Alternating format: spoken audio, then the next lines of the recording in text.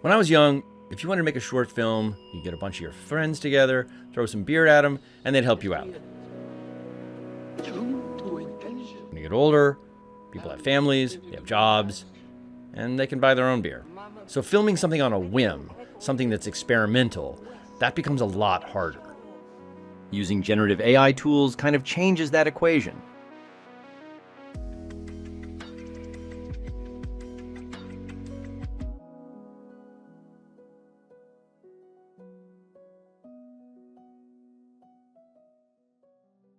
I've worked on documentary projects, feature films, corporate films, commercials, and despite all that, despite being a child of MTV, I've never worked on a music video. And that's kind of what drew me to Project Odyssey Season 2. If it wasn't for the opportunity that these AI tools provide, this is a concept that would have always remained in the idea stage. It just would have lived on the shelf.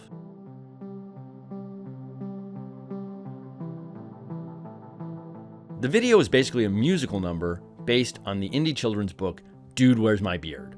About a young hipster who somehow manages to lose his precious facial hair. And I really wanted to lean into that classic MTV era structure. Like in the 1980s, half the videos on TV, they followed this template.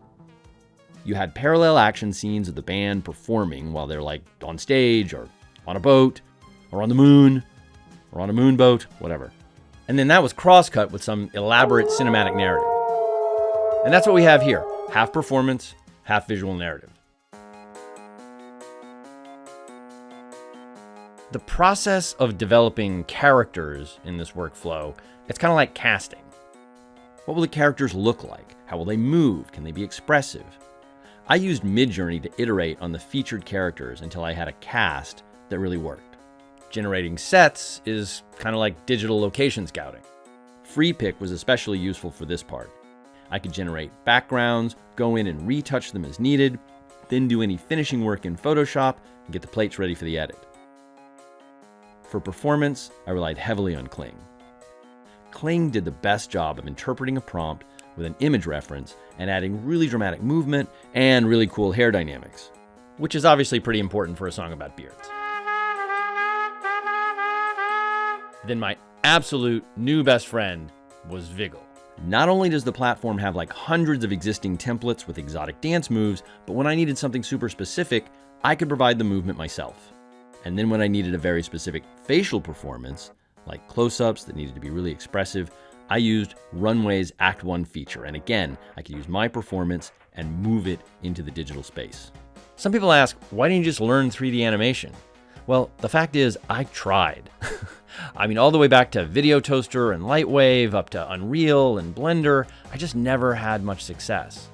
But early in my career, before I started editing professionally, I worked in physical effects like monster makeup and animatronics, the kind of special effects that dominated the film industry before CGI. I was a puppeteer, I did suit work, stop motion. So those elements of movement and physical performance, those things connected with me, they made sense to me. And the ability to transfer that understanding to content creation is one of the most appealing aspects of this generative AI moment we're living through. And you can't really build out a fantasy world without a convincing soundscape. So that's where 11 Labs came in, for generating custom effects specific to the action, however bizarre and disturbing. The result is something very different from anything I've ever done or would have tried to do, because it's much easier to iterate as an individual using generative AI tools. As a video editor, I'm used to being given assets and being told, these are your building blocks. This is what you have to work with, so make it work. And I love that process. I mean, that's what video editing is to me. But telling visual stories using generative AI, to me, it's more like writing, because it's easier to erase something that isn't working and pivot in a new direction.